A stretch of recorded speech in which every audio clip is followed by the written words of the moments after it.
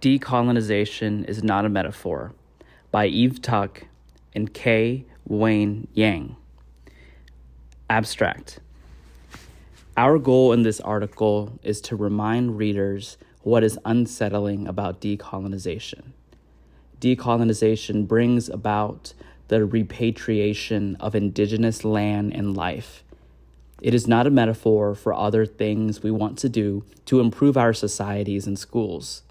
The easy adoption of decolonizing discourse by educational advocacy and scholarship, evidenced by the increasing number of calls to decolonize our schools or use decolonizing methods or decolonize student thinking, turns decolonization into a metaphor. As important as their goals may be, social justice, critical methodologies, or approaches that decenter settler perspectives have objectives that may be incommensurable with decolonization. Because settler colonialism is built upon an entangled triad structure of settler, native, slave, the decolonial desires of white, non-white, immigrant, post-colonial, and oppressed people can similarly be entangled in resentment, reoccupation, and re-inhabitation that actually further settler colonialism. The metaphorization of decolonization makes possible a set of evasions or settler moves to innocence that problematically attempt to reconcile settler guilt and complicity and rescue settler futurity. In this article, we analyze multiple settler moves towards innocence in order to forward an ethic of incommensurability that recognizes what is distinct and what is sovereign for projects of decolonization in relation to human and civil rights based social justice projects. We also point to unsettling themes within transnational /third world decolonizations, abolition, and critical space pedagogies, which challenge the coalescence of social justice endeavors, making room for more meaningful potential alliances. Keywords: decolonization, settler colonialism, settler moves to innocence, incommensurability, indigenous land, decolonizing education. Quote, decolonization, which sets out to change the order of the world, is obviously a program of complete disorder, but it cannot come as a result of magical practices, nor of a natural shock, nor of a friendly understanding. Decolonization, as we know, is a historical process. That is to say, it cannot be understood, it cannot become intelligible, nor clear to itself except in the exact measure that we can discern the movements which give it historical form and context. Frantz Fanon, The Wretched of the Earth, 1963, page 36. Let us admit it, the settler knows perfectly well that no phraseology can be a substitute for reality. Frantz Fanon, The Wretched of the Earth, 1963, page 45. Introduction.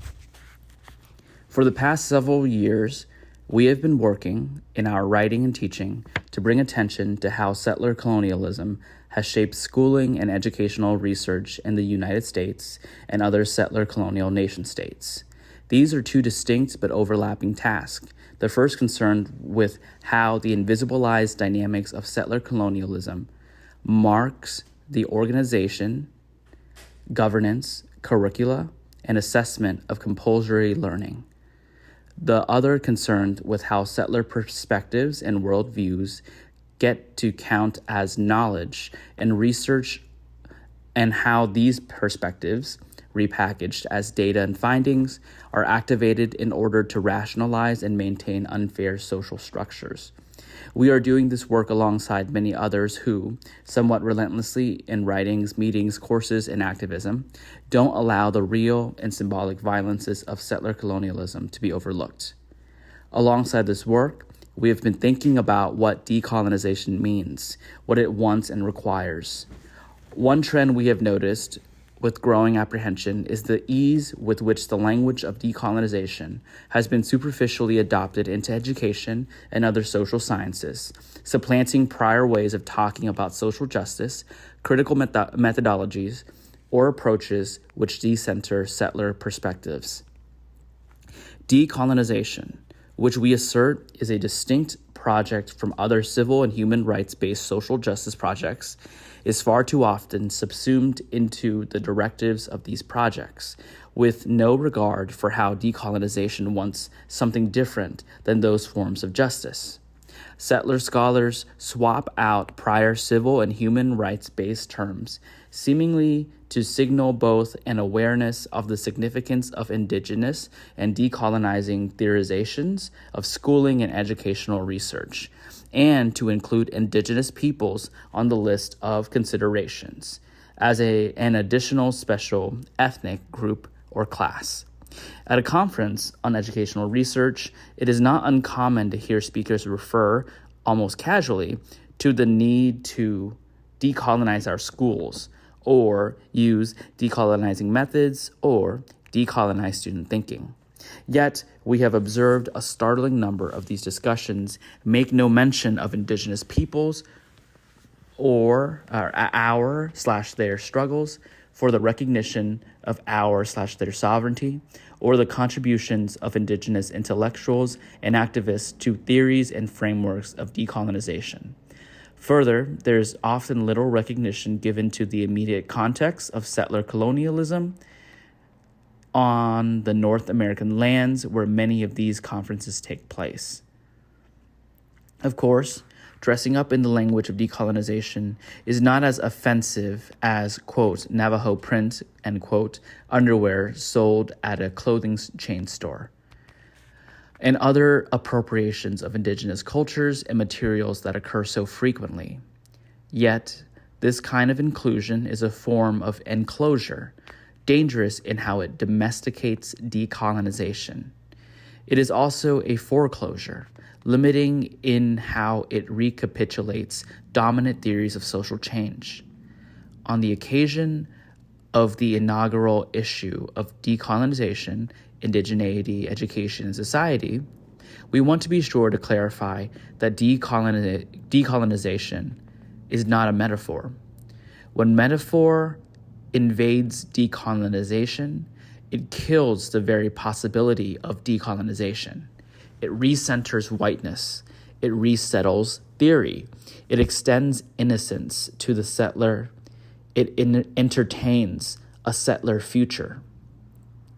Decolonize, a verb, and decolonization, a noun, cannot easily be grafted onto pre-existing discourses/frameworks, even if they are critical, even if they are anti-racist, even if they are justice frameworks.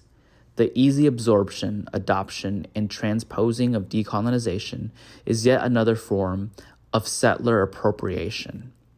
When we write about decolonization, we are not offering it as a metaphor. It is not an approximation of other experiences of oppression. Decolonization is not a swappable term for other things we want to do to improve our societies and schools. Decolonization doesn't have a synonym. The settler, if known by his actions and how he justifies them, sees himself as holding dominion over the earth and its flora and fauna, as the anthropocentric normal, and as more developed, more human, more deserving than other groups or species. The settler is making a new home, and that home is rooted in a homesteading worldview where the wild land and wild people were made for his benefit. He can only make his identity as a settler by making the land produce and produce excessively because, quote, civilization, end quote, is defined as production in excess of the, quote, natural, end quote, world, i.e., in excess of the sustainable production already present in the indigenous world. In order for excess production, he needs excess labor, which he cannot provide himself. The chattel slave serves as that excess labor. labor that can never be paid because payment would have to be in the form of property, land. The settler's wealth is land, or a fungible version of it, and so payment for labor is impossible. The settler positions himself as both superior and normal. The settler is natural, whereas the indigenous inhabitant and the chattel slave are unnatural, even supernatural. Settlers are not immigrants. Immigrants are beholden to the indigenous laws and epistemologies of the land they migrate to. Settlers become the law, supplanting indigenous laws and epistemologies. Therefore, settler nations are not immigrant nations. Not unique, the United States, as a settler colonial nation state, also operates as an empire, utilizing external forms and internal forms of colonization simultaneous to the settler colonial project. This means, and this is perplexing to some, that dispossessed people are brought onto seized indigenous land through other colonial projects. Other colonial projects include enslavement, as discussed, but also military recruitment, low-wage and high-wage labor recruitment, such as agricultural workers and overseas trained engineers, and displacement/migration, such as the coerced immigration from nations torn by U.S. wars on devastated by U.S. economic policy. In this set of settler-colonial relations, colonial subjects who are displaced by external colonialism, as well as racialized and minoritized by internal colonialism, still occupy and settle stolen indigenous land.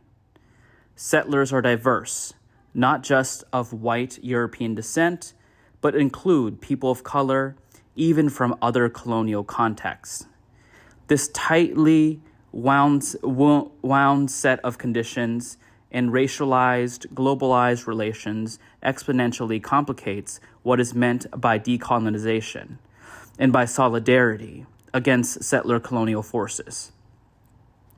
Decolonization in exploitative colonial situations could invoke the seizing of imperial wealth by the post-colonial subject.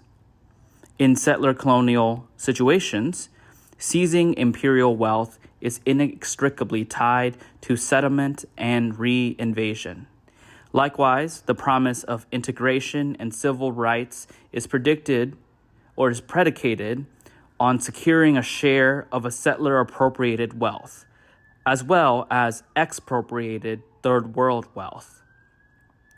Decolonization in a settler context is fraught because empire, settlement, and internal colony have no spatial separation. Each of these features of settler colonialism in the U.S. context, empire, settlement, and internal colony, make it a site of contradictory decolonial desires. Decolonization as metaphor allows people to equivocate these contradictory decolonial desires because it turns decolonization into an empty signifier to be filled by any track towards liberation. In reality, the tracks walk all over land/people in settler contexts. Though the details are not fixed or agreed upon, in our view, decolonization in the settler colonial context must involve the repatriation of land simultaneous to the recognition of how land and relations to land have always already been differently understood and enacted. That is, all of the land, and not just symbolically. This is precisely why decolonization is necessarily unsettling, especially across lines of solidarity. Decolonization never takes place unnoticed. Fanon, 1963, page 36. Settler colonialism and its decolonization implicates and unsettles everyone. Playing Indian and the erasure of indigenous peoples. Recently, in a symposium on the significance of liberal arts education in the United States, Eve presented an argument that liberal arts education has historically excluded any attention to or analysis of settler colonialism. This, Eve posited, makes liberal arts education complicit in the project of settler colonialism and, more so, has rendered the truer project of liberal arts education something like trying to make the settler indigenous to the land he occupies. The attendees were titillated by this idea, nodding and murmuring in approval, and it was then that that Eve realized that she was trying to say something incommensurable with what they expected her to say. She was completely misunderstood. Many in the audience heard this observation, that the work of liberal arts education is in part to teach settlers to be indigenous, as something admirable, worthwhile, something wholesome, not as a problematic point of evidence about the reach of the settler colonial erasure. Philip Deloria explores how and why the settler wants to be made indigenous, even if only through disguise or other forms of playing Indian. Playing Indian is a powerful U.S. pastime, from the Boston Tea Party to fraternal organizations to New Age trends to even those aforementioned native print underwear. Deloria maintains that, quote, from the colonial period to the present, the Indian has skulked in and out of the most important stories various Americans have told about themselves, end quote. The indeterminacy of American identities stems, in part, from the nation's inability to deal with Indian people. Americans wanted to feel a natural affinity with the continent, and it was Indians who could teach them such aboriginal closeness. Yet, in order to control the landscape, they had to destroy the original inhabitants. Deloria, 1998, page 5. L. Frank Baum, author of The Wizard of Oz, famously asserted in 1890 that the safety of white settlers was only guaranteed by the, quote, total annihilation of the few remaining Indians, end quote, as quoted in Hastings, 2007. D.H. Lawrence, reading James Fenimore Cooper, discussed at length later in this article. Nathaniel Hawthorne, Hector St. John de Crèvecoeur, Henry David Thoreau, Herman Melville, Walt Whitman, and others, for his studies in classic American literature, describes Americans' fascination with indigeneity as one of simultaneous desire and repulsion. Deloria, 1998. Quote, no place, end quote, Lawrence observed, quote, exerts its full influence upon a newcomer until the old inhabitant is dead or absorbed, end quote. Lawrence argued that in order to meet the, quote, demon of the continent, end quote, head on and this finalize the, quote, unexpressed spirit of America, end quote, white Americans needed either to destroy Indians of assimilate or assimilate them into a white American world, both aimed at making Indians vanish from the landscape. Lawrence, as quoted in Deloria, 1998, page 4. Everything within a settler colonial society strains to destroy or assimilate the native in order to disappear them from the land. This is how a society can have multiple simultaneous and conflicting messages about indigenous people, such as all Indians are dead, located in faraway reservations, that contemporary indigenous people are less indigenous than prior generations, and that all Americans are a, quote, a little bit Indian, end quote. These desires to erase, to let time do its thing and wait for the older form of living to die out, or to even help speed things along, euthanize, because the death of pre-modern ways of life is thought to be inevitable. These are all desires for another kind of resolve to the colonial situation, resolved through the absolute and total destruction or assimilation of original inhabitants.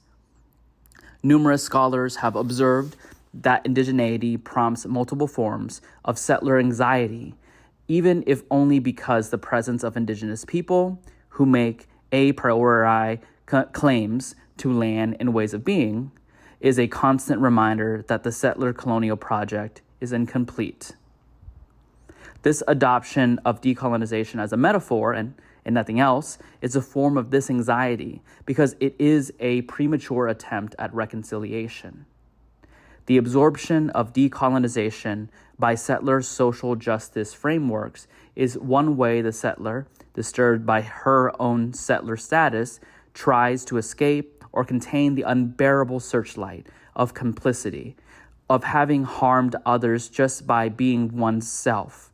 The desire to reconcile is just as relentless as the desire to disappear the native. It is a desire to not have to deal with this, in parentheses, an Indian problem anymore.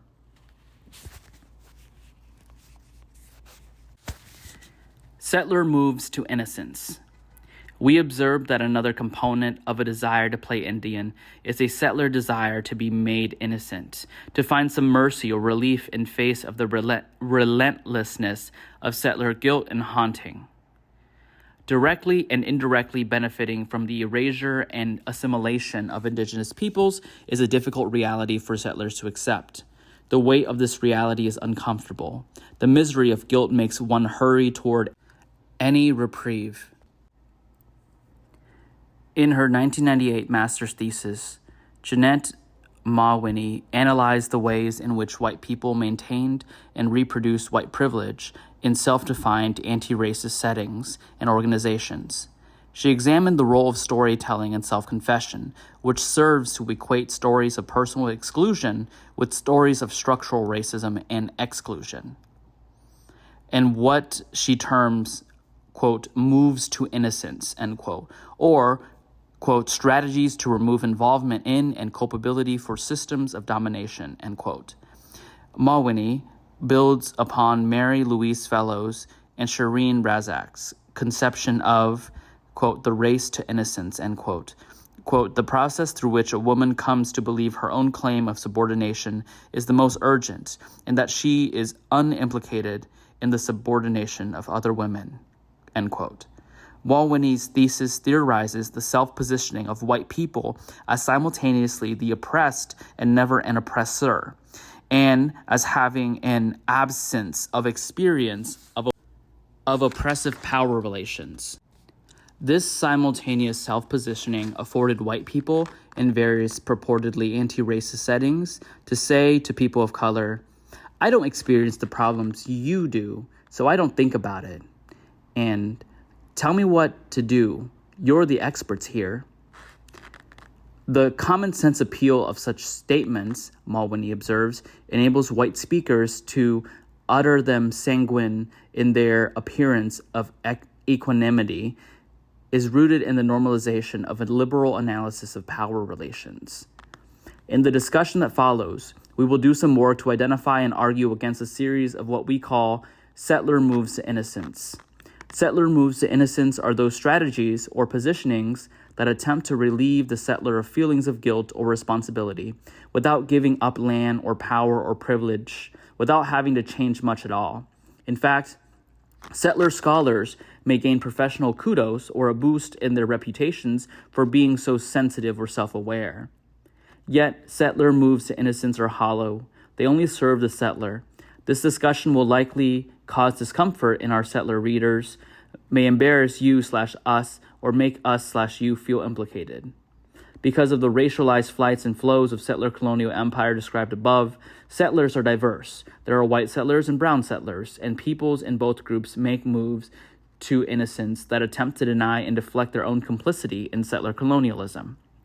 When it makes sense to do so, we attend to moves to innocence enacted differently by white people and by brown and black people. In describing settler moves to innocence, our goal is to provide a framework of excuses, distractions, and diversions from decolonization. We discuss some of the moves to innocence at greater length than others, mostly because some require less explanation, and because others are more central to our initial argument for the demetaphorization of decolonization.